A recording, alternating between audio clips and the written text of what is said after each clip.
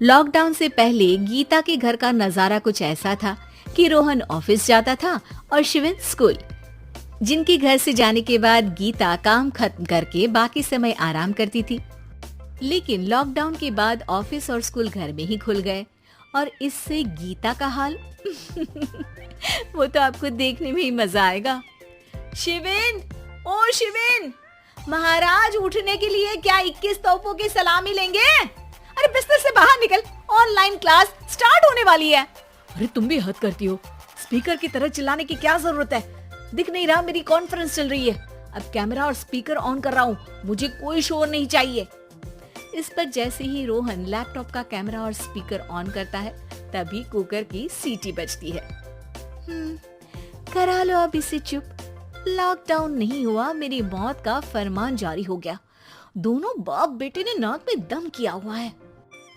ऐसा बोलकर गीता वहाँ से शिविन के कमरे में पहुँच जाती है, जहाँ शिविन अभी भी सो रहा होता है।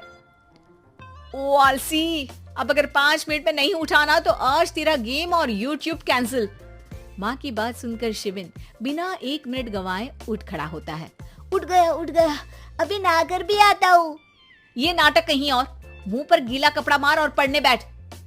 शिविन की ऑनलाइन क्लास स्टार्ट हो जाती है, जिस पर गीता उसे वहां बिठाकर रसोई में चली जाती है। थोड़ी देर में उसे कमरे से कुछ आवाज सुनाई देती है, जिसे सुनकर वो कमरे में वापस आती है। हाय राम, तुझे क्लास अटेंड करने के लिए बोला था, कैमरा ऑफ करके बिस्तर पर नाचने के लिए नहीं बोला था। मम्मी मुझे कुछ समझ नहीं आ रहा, आप बाद में पढ़ा देना ना, वैसे भी अटेंडेंस तो लगी गई है। हाँ बेटा, जरूर बन जा, तू अभी से हम सबका बाप बन जा। अरे नहीं मतलब कहाँ से लाते हो इतना दिमाग, और पढ़ाई करते हुए ये चला कहाँ जाता है? नाइस क्वेश्चन, दिमाग से पूछकर बता दूंगा।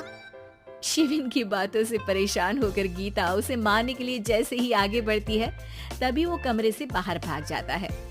अब शिविन आगे आगे और गीता हाथ में चप्पल पकड़े उसके पीछे पीछे पूरे घर में दोनों घूम रहे होते हैं। इसी बीच वो रोहन के पास पहुंच जाता है और शिविन को मारने वाली चप्पल रोहन के लैपटॉप पर जाकर गिरती है। ओए माँ!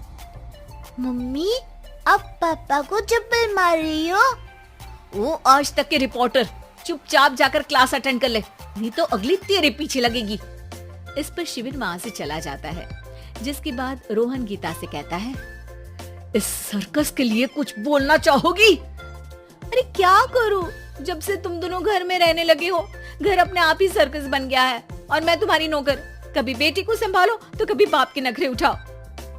इन्हीं सब उथल पुथल में दिन बीतते रहते हैं, जिसमें हर रोज घर के अंदर कुछ नया सियप्पा खड़ा मिलता है, जो ज्यादातर शिविन और रोहन के ऑनलाइन स्कूल और ऑफिस से रिलेटेड ही होता है।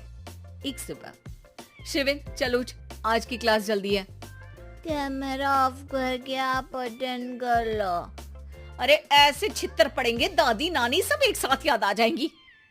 गीता की लाख मशक्कतों के बाद क्लास तो खत्म हो जाती है, लेकिन उसके बाद शिविन फोन इस्तेमाल करते हुए इंस्टाग्राम रील बनाने लगता है। रसोड़े में कौन था?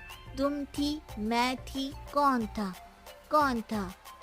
हाँ, मैं गरीब हूँ। अरे ओ गरीब के बेटे, आजा, मैं बनाती हूँ तुझे गरीब।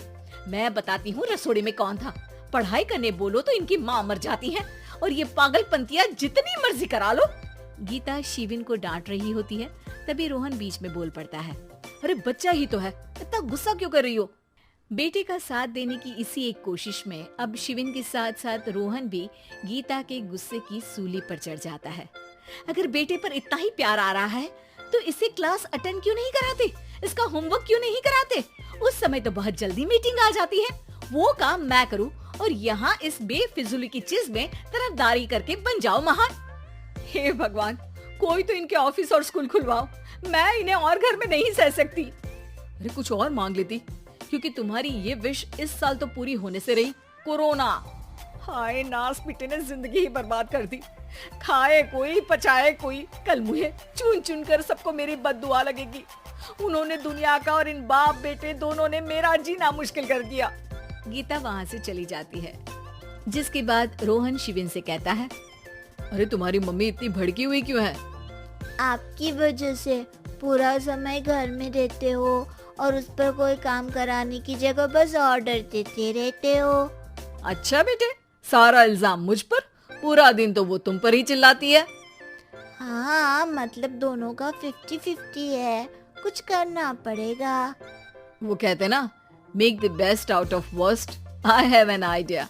वैसे तुम्हारी माँ सही कहती है, बहुत जुबान चलाने लगे हो, कम बोला करो। अगली सुबह रोहन और शिविन अपनी गलती को सुधारने के लिए गीता के उठने से पहले घर का आधा काम खत्म कर देते हैं, जिसे देखकर गीता खुश हो जाती है और फिर बाकी बचा काम वो तीनों मिलकर पूरा कर लेते हैं। जिसके बाद अब वो सब मिल बांट कर हर काम में एक दूसरे की मदद करते हुए लॉकडाउन का मजा लेने लगते हैं।